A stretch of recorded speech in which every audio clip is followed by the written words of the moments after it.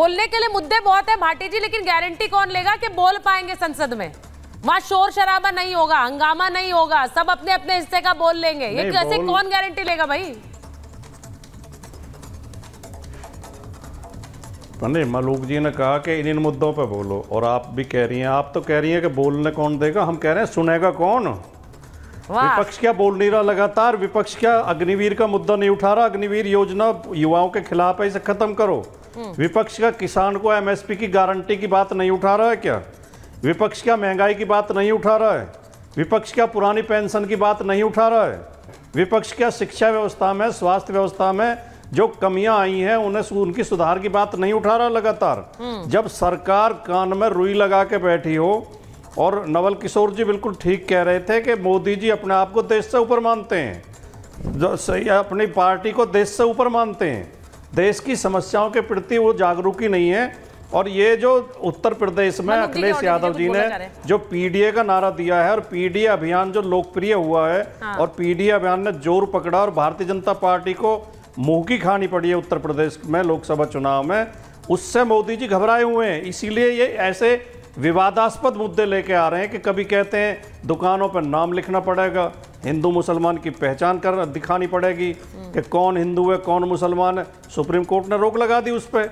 और मैं धन्यवाद करना चाहूँगा इनके सहयोगी दलों का भी, जेडीयू, आरएलडी और आप वो एलएनजेपी जो उसकी है लोक जनशक्ति पार्टी बिहार की, तीनों ने इस पर विरोध किया। ये बहुत अच्छी बात है, इससे लोकतंत्र जिंदा रहेगा। गठबंधन में आने का मतलब एक पार्टी की विचारधारा की मानसिक गुलामी से नहीं होता है, अपनी बात मुखर होकर रखनी चाहिए। इसी तरह का निर्णय आरएसएस वाला है। ये केवल मुद्दों से ध्यान भटकाने के लिए, या ये सरकार गिरने की जो आपकी उम्मीदें हैं वो जिंदा रहेंगी? लोकतंत्र जिंदा रहेगा या ये सरकार गिरने की जो आपकी उम्मीदें हैं वो भी जिंदा रहेंगी? आज देखिए, चिराग पासवान ने विरोध कर दिया, आज जयंत चौधरी ने विरोध कर दिया।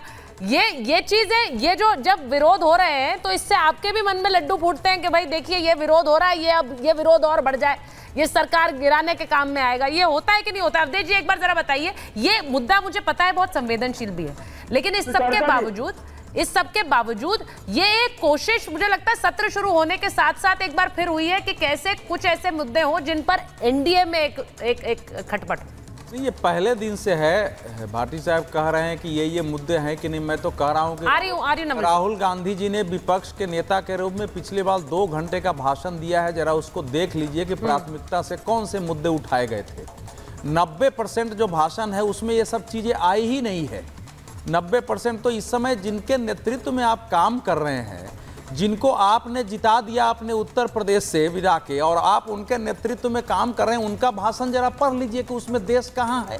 मुझे तो कहीं देश नहीं दिखा दिया। जो आदमी संसद में खड़ा होकर के चलो एक पेपर लिखवा है, सरकार को घेरे, वो कहे कि भारतीय परीक्षा प्रणाली ही जो है धोखा है, और यहाँ अमीर लोगों को पता है कि हम पूरी प्रणाली को खरीद सकते हैं।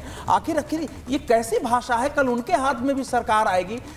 जो आप पूछ रहे, देखिए नरेंद्र मोदी, नहीं, मुझे ये स्टेटमेंट अपने आप में बड़ा ये सवाल उठाने वाला। भाटी जी मैं आपसे भी पूछूंगी, नवल जी बोलना चाहते हैं। तब तो भारत का कोई छात्र यहाँ से पास करके विदेश जाएगा तो राहुल गांधी जी के स्टेटमेंट को अमेरिका में, इंग्लैंड में एग्जैक्टली। अब ये क्या होगा?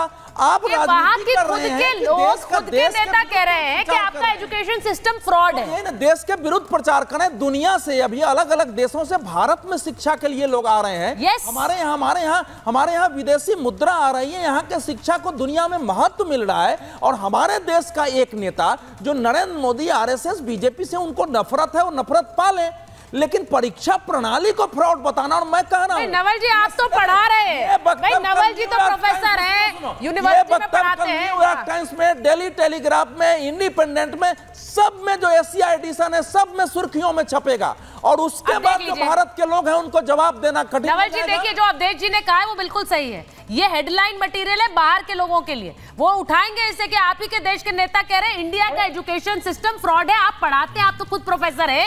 इस तरह के बयानों का समर्थन कैसे करेंगे नवल जी? प्रचारिता जी, एक एनटीए को जो कि एनजीओ टाइप का है, उसको आपने देश में सबसे महत्वपूर्ण परीक्षा कंडक्ट कराने के दे दिया और तमाम तरह के उसमें गड़बड़ी करती रही और आप चुपचाप उसको देखते रहे, होते रहे हैं। और देश का जो शिक्षा मंत्री है कहता है इस तरह का कोई काम ही नहीं हुआ है, इस तरह का कोई भक्त ही नहीं हुआ। जब कबूतर से घिरे इसके बाद उसको माना उन्होंने। आप ये बताइए कि एक तरफ यूपीएससी के खिलाफ यूपीएससी है और दूसरे तरफ इतना बड़ा एग्जाम कर रहे हैं। आप दिल्ली विश्वविद्यालय की बात कर रहे हैं, आप पता कर लीजिए कि जो एडमिशन प्रोसेस, नवल जी उन्होंने ये भी कहा कि अनियमितताओं को लेकर एक बिल लाया गया था। नवल जी उन्होंने ये भी कहा कि एक बिल लाने की कोशिश थी, वो आप लाए नहीं। मैं उस पर नहीं पूछूंगी, एक मिनट मैं उस पर नहीं पूछूंगी नवल जी, लेकिन सवाल सीधा सुनिए। उन्होंने जो पूछा, एक मिनट अवधेश जी, उन्होंने एक चीज उन्होंने धर्मेंद्र प्रधान पर या फिर मौजूदा सरकार पर सवाल उठाना एक अलग बात है। उन्होंने सीधे एजुकेशन सिस्टम और एग्जाम सिस्टम को फ्रॉड बताया। मलूक जी बोलना चाह रहे हैं। मलूक जी बोलिए एक मिनट। ये सवाल मेरा सिर्फ इस वजह से है, आप एक भ्रम पैदा कर रहे हैं उन बच्चों में भी जो पढ़ रहे हैं। मलूक जी देखिए, आप देखिए सुचरिता जी, देखिए पार्लियामेंट में बोलना, मेरा 17वीं लोकसभा में 864 मुद्दे उठाए हैं जो राजकुमार भाटी जी कह रहे थे अभी। देश के संविधान के द्वारा देश की संसद को बनाया गया कि देश के लिए, देश के लोगों के लिए वहां काम करें।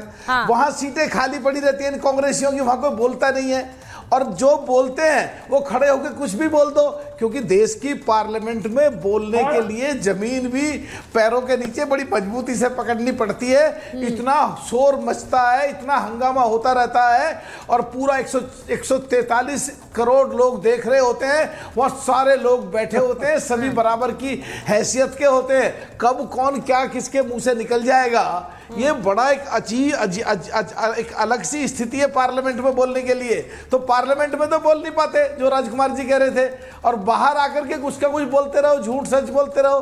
पार्लियामेंट में बोलने के लिए जो बोले हैं, देश के खिलाफ बात जाती है। कांग्रेस की जो पूर्व में सरकारें रही हैं, कांग्रेस के जो प्रधानमंत्री रहे, कांग्रेस के जो पूर्व में 4 मिनिस्टर रहे हैं, उनके खिलाफ बोल रहे हैं। इसका बात करना चाहते हैं और सुनना चाहते हैं। आप ये बताइए कि प्रधानमंत्री ने चुनाव के दौरान में 9 से कितने शब्द बोले, मटन बोले, मछली बोले, मंगलसूत्र बोले, मुजरा बोले, मणिपुर एक बोले। क्या आप क्या मुद्दे की बात करते हैं? आप सांस में नहीं देगा तो कुछ भी बताए के सपोर्ट कीजिएगा।